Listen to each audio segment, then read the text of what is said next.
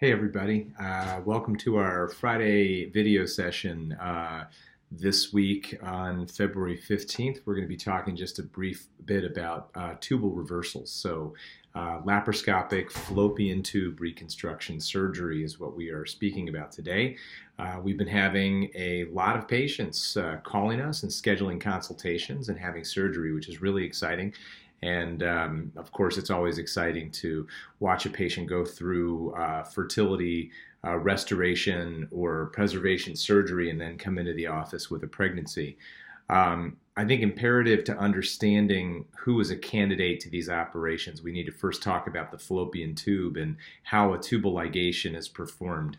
The concept of tubal ligation implies that something is being tied or having tubes tied, and that's not too far from the truth, but typically the ligation technique is something that happens at a postpartum tubal ligation. So if you've had a baby and you stay in the hospital and you decide that you're going to have a procedure done immediately after delivering babies, that would be a small incision about this big underneath the belly button where the physician goes in, identifies the fallopian tube, and pulls a little knuckle of the tube up, kind of like that, and then ties off one side and the other side and then cuts that little segment out. So that's one way that fallopian tubes are interrupted. Other ways include the Escher procedure, which has been getting a lot of negative press lately, and I think it's important to understand that that is not a reversible procedure. If the Escher implants were put in the fallopian tube, the concept of reversing that is experimental at best. The devices can be removed, but actually putting the fallopian tube and re-implanting it in the uterus is very much of an experimental procedure, although there are a couple of people that have had some success with that.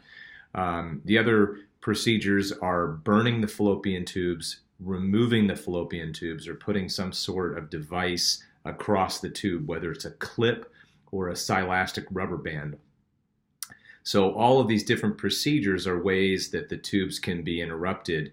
The worst one from our perspective is when the tubes are burned, because sometimes the devices that are used to create the cautery or the electrosurgical energy can create a lot of thermal damage. And sometimes when someone goes in with these hot paddles and tries to burn the tube to seal it from being able to allow the sperm and egg to move back and forth, they can get a little bit aggressive with the procedure and leave very little functional fallopian tube. Now, if the fallopian tubes are removed in their entirety, or if the fimbriated end, which is kind of the distal portion, the end of the tube that kind of looks like a spindly hand, if you imagine my body being the uterus and the fallopian tube being my arm, and the end of the fallopian tube would be this area here. Removing the fimbria, again, that's not something that can be reversed. So if there's a clip across the tube, we call that a Filshie clip or a Holka clip or a fallope ring, which is a silastic rubber band, or interruption using the hot paddles. All of those are typically reversible. Success rates can vary depending on how much tube is left over, where the tubal procedure was performed. So closer to the uterus is better.